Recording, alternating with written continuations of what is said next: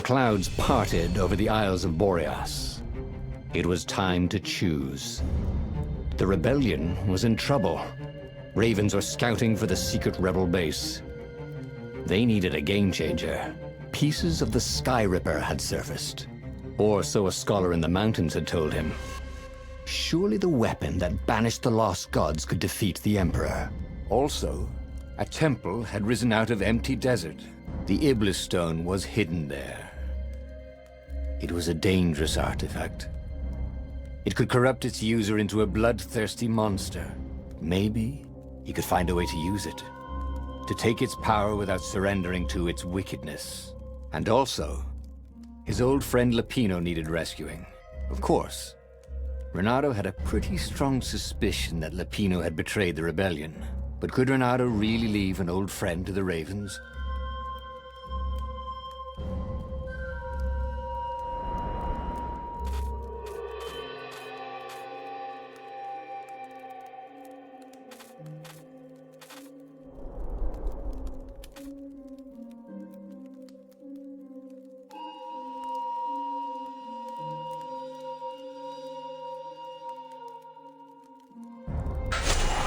The island was windswept desert.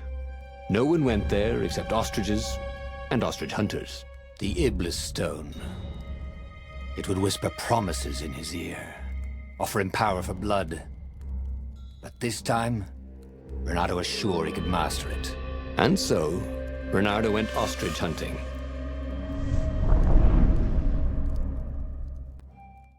Every child could sing verses about the Sky Ripper. But ancient codices held hints of other things. A stone that ate souls. A ruby that drank blood. A jewel only a righteous man could give away. Were all these things the Iblis stone? Long hidden in the buried temple? Another ancient item that was only resurfacing now? Drawn up from the deeps by the Emperor's horrific rituals?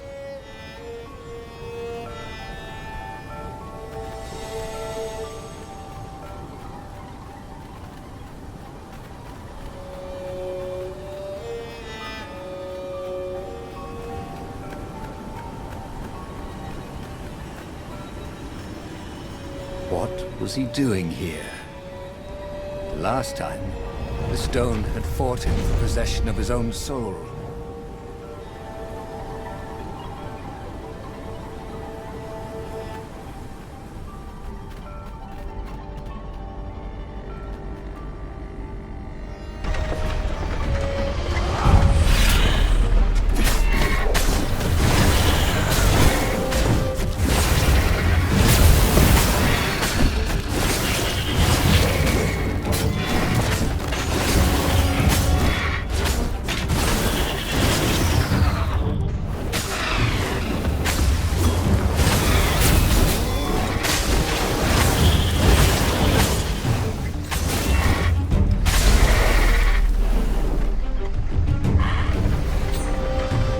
Ravens were already here, cawing in frustration. They were still searching for a way in. Good. Then he hadn't come too late.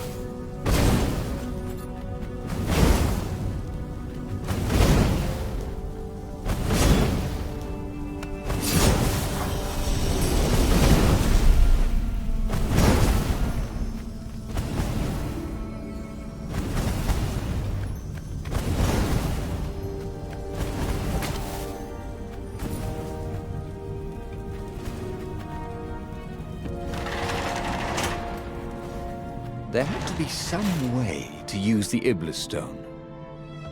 It was old, wasn't it?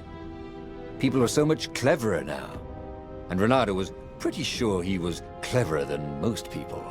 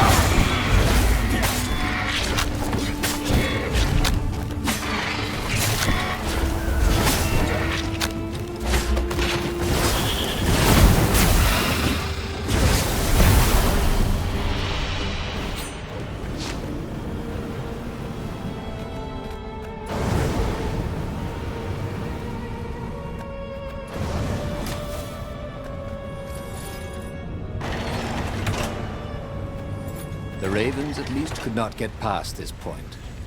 Obviously, the temple builders knew how to deal with tomb raiders.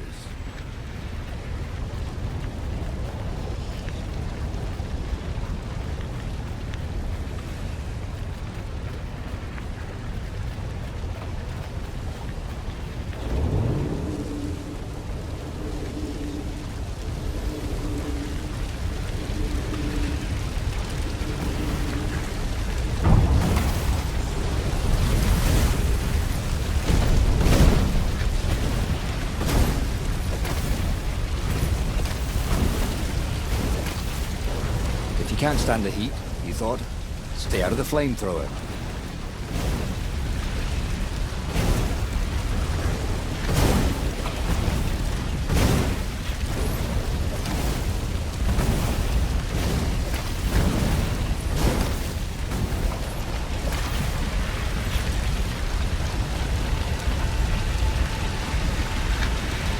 It was a stone of the purest blackness.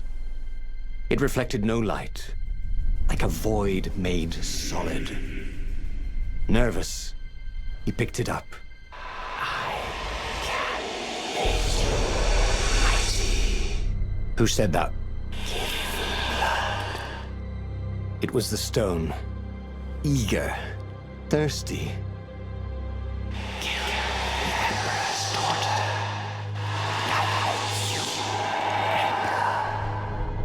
That seemed tempting and terribly wrong. Zenobia was the Emperor's greatest general and a potent witch. But they had been close once, And he had a sneaking suspicion the gem would try to control him. why not capture the core of Sky Ripper instead? It was the eye of a lost god torn out by the transcendent Emperor to power his greatest weapon. Not the core, said the stone anxiously.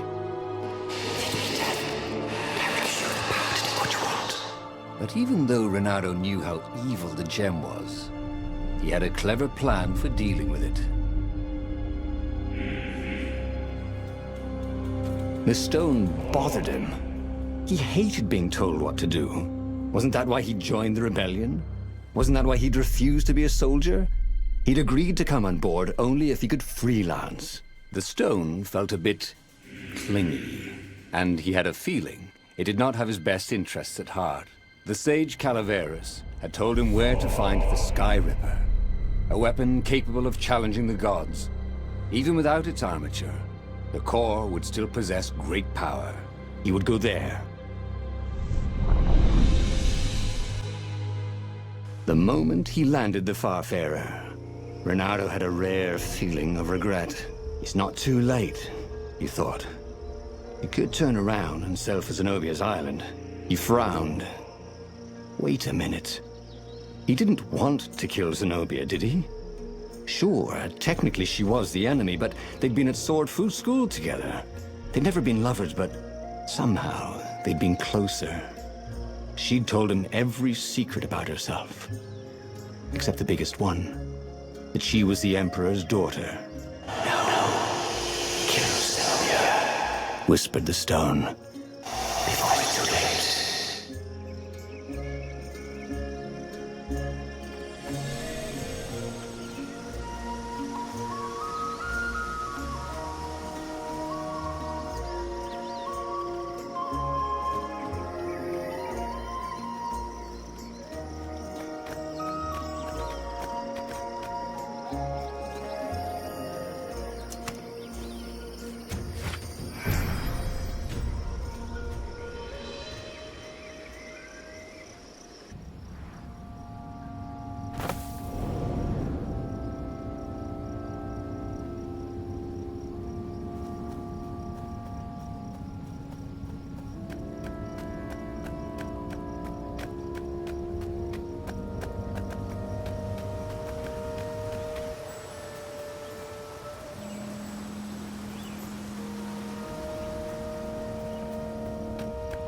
There was something sour in the air. Like the earth had ruptured over something that had been fermenting for a very long time.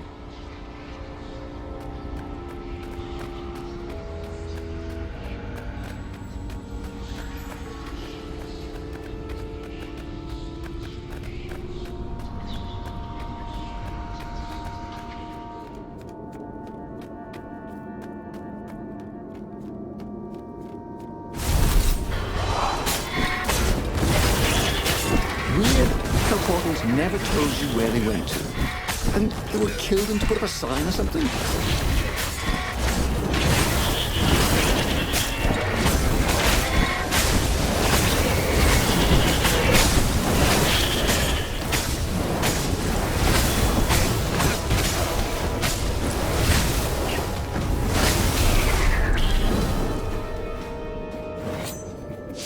The stone hadn't lied about what it could do for him.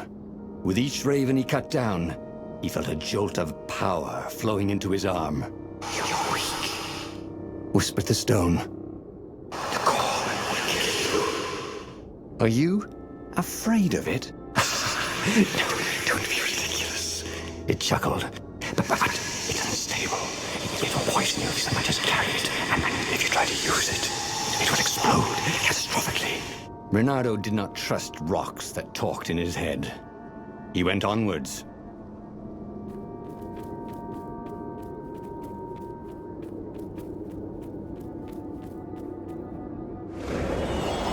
Sometimes, all you know is what you know. You know?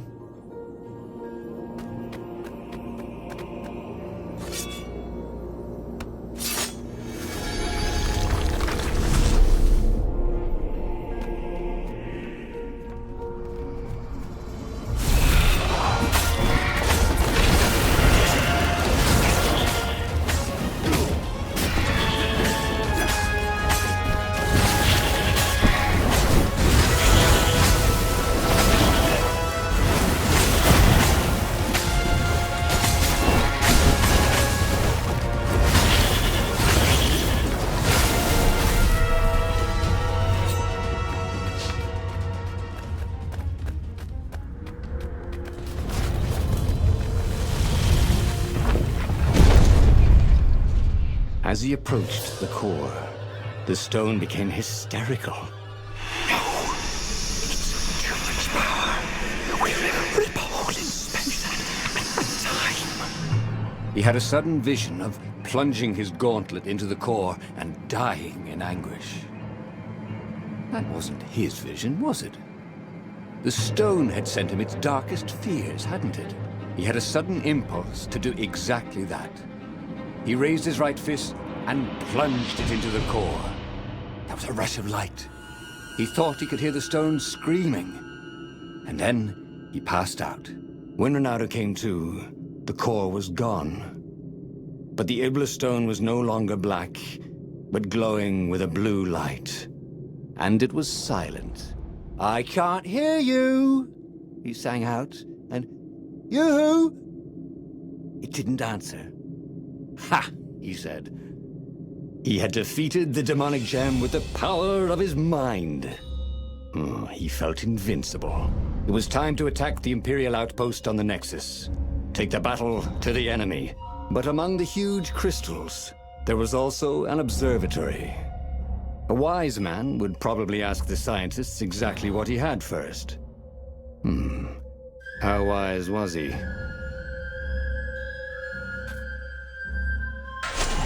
As the Farfarer sailed towards the Nexus, Bernardo wondered if the core had been created to silence the stone, or even to feed its hunger. Honestly, he didn't care. He felt terrific, and he appreciated the quiet inside his head.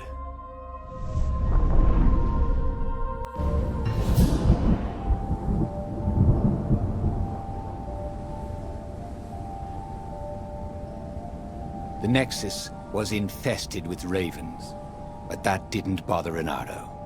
With each death, the converted Iblis stone in his gauntlets glowed brighter, and he felt stronger. Wow. He was getting a bit bloodthirsty, wasn't he? Well, he wasn't worried. He was a warrior. They're supposed to be bloodthirsty.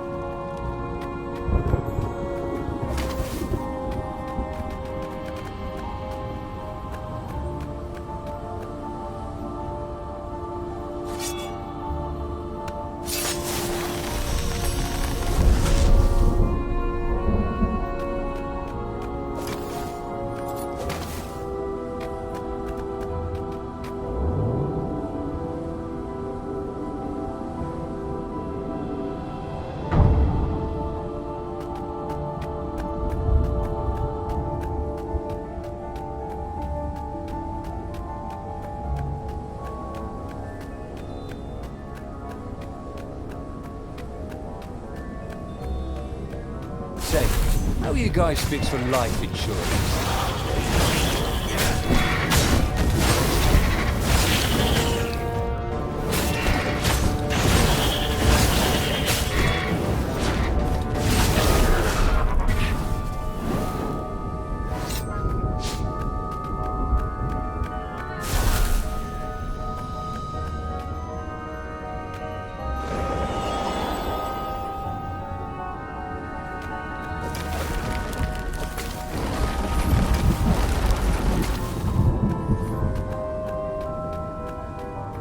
The core, absorbed in the stone, was doing its job perfectly. Bernardo could feel a little eldritch jolt every time he downed a raven, but then it flowed into the glowing stone the way water flows down a riverbed. It all felt perfectly natural, as if all his life, this was what he had been meant to do.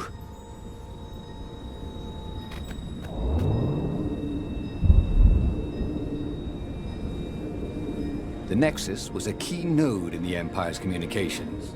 From here, he could cut the Ravens off from all communications with the palace.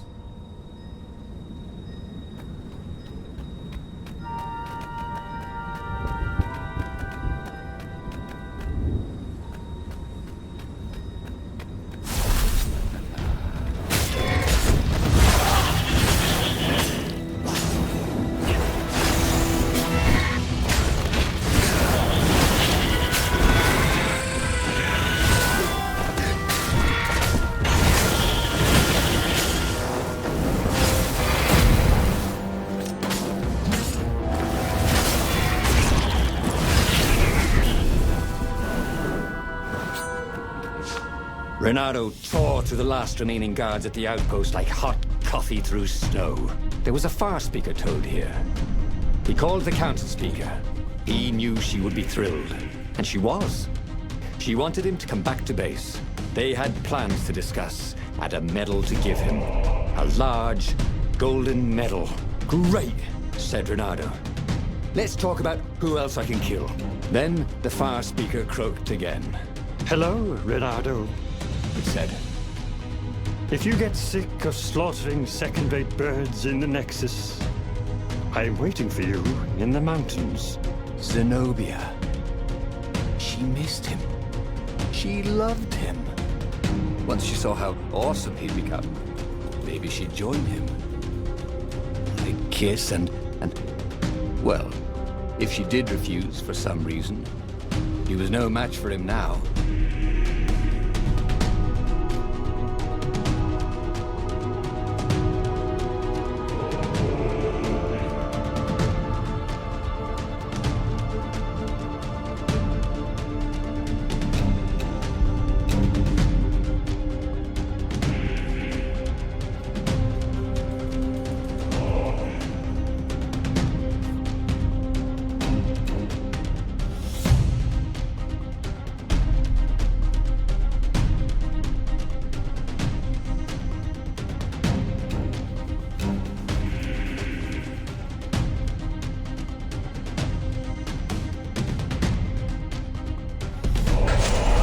Zenobia was taunting him. No doubt she hoped to lure him into a trap. Well, he was nobody's sucker. Especially not hers. He carried victory in his gauntlet. He would go where the council pointed him.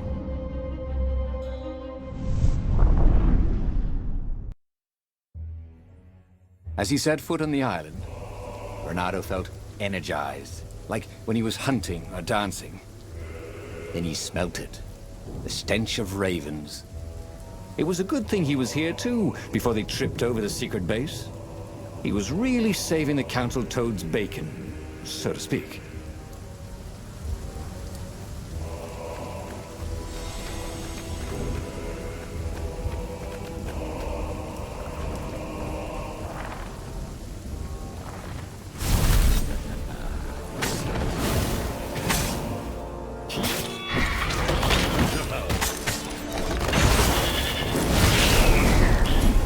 Renato thought about Hypatia's kid. Poor, dumb Peter. Cut down by a goggler. He wondered if Peter had known he was protecting the Book of Destinies. Or was he just another brave kid, making his mummy proud?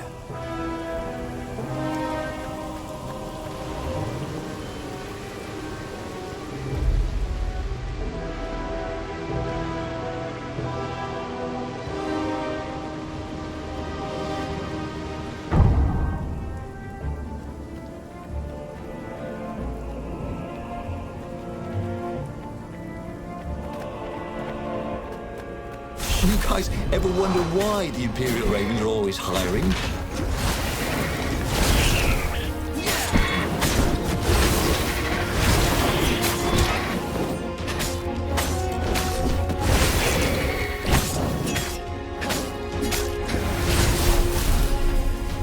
The ravens had reduced Ubar to rubble.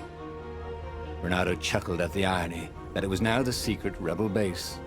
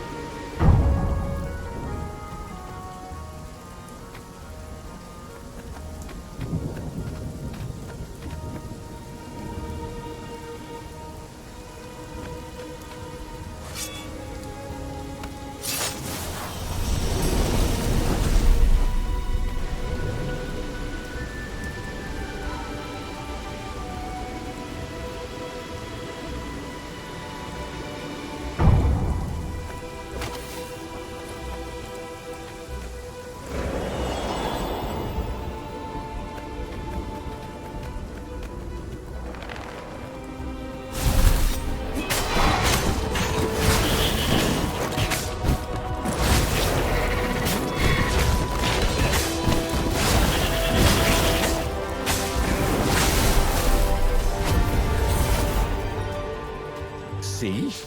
Renato was a hero of the revolution. He deserved a medal. Soon, he deserved every medal they had, and hopefully one big medal ceremony in front of everybody with trumpets so everyone could know what he'd accomplished.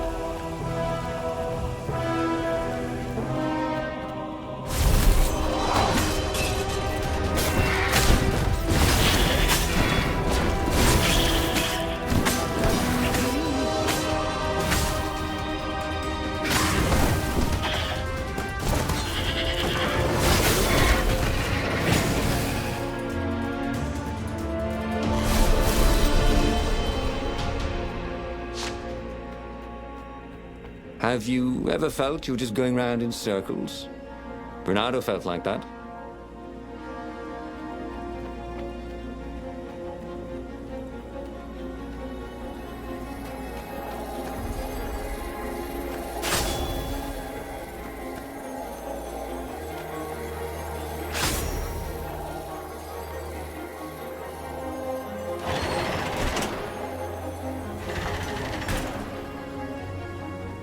Long stairs. So he was close to the rebel base. Nothing was on fire. So far, so good.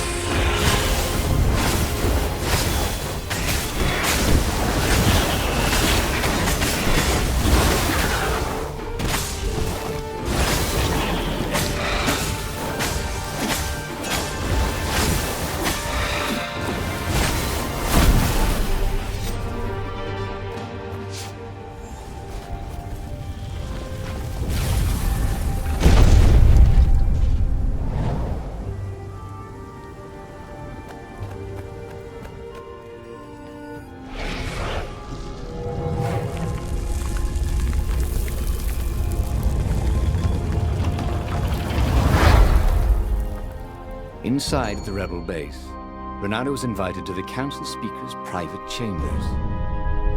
So, this is the Iblis Stone? He said. I can feel its power.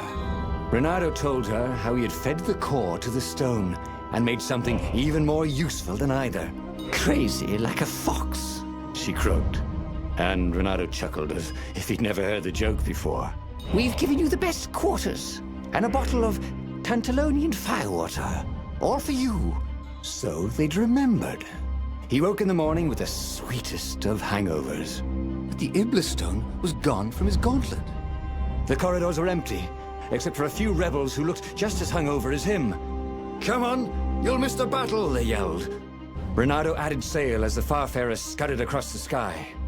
Who could have taken the Iblis stone? Was it some Imperial spy? He would find him, and kill him, and take the stone back.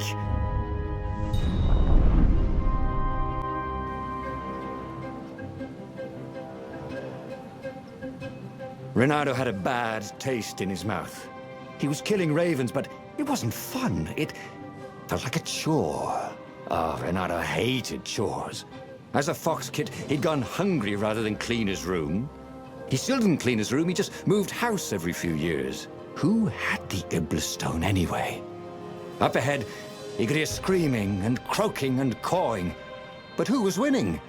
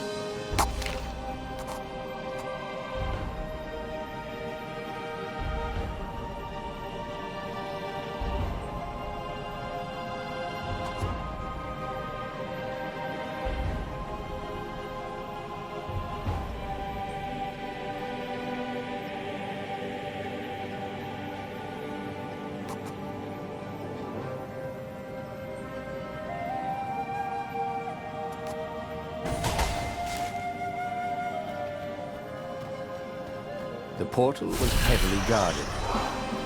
He must go someplace they really didn't want him to go.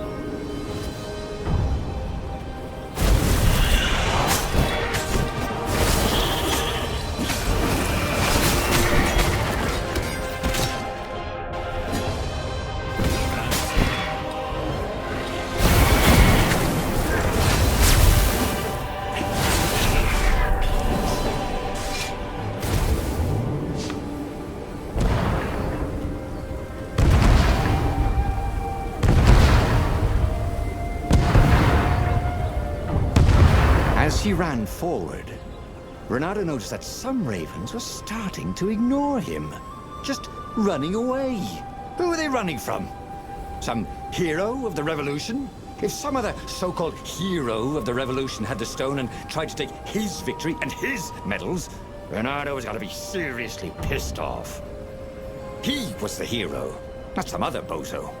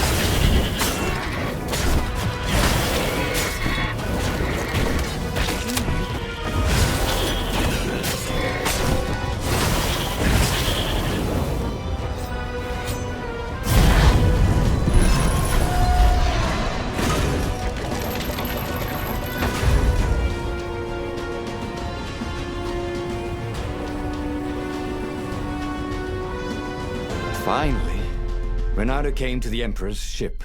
Zenobia lay dead in front of it. The ship was a wreck.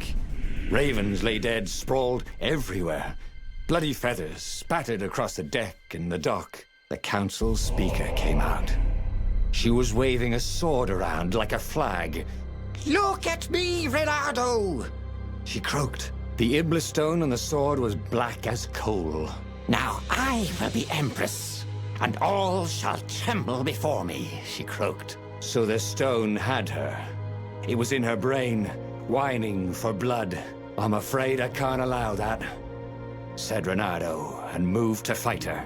Toads are not usually good with swords. Something about the footwork. And the council speaker was not even a warrior. She was always tripping over things, which is quite an impressive achievement when you're a toad.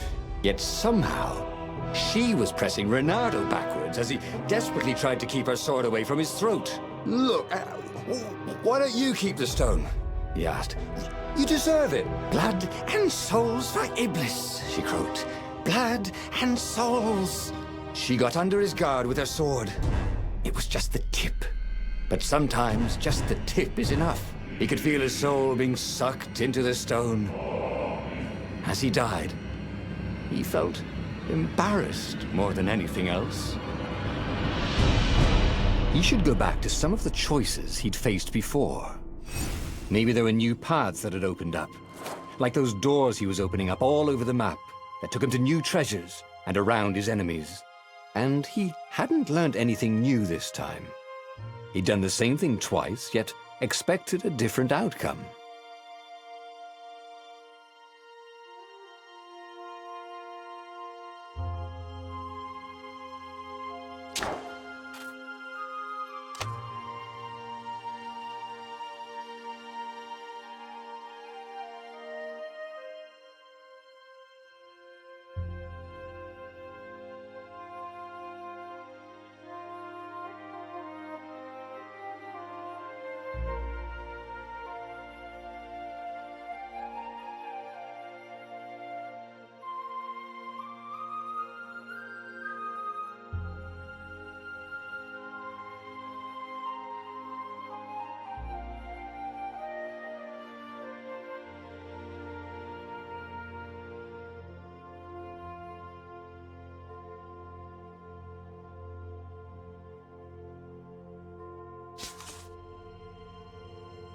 The book's pages fluttered to the beginning once again, faster than before, and he fell.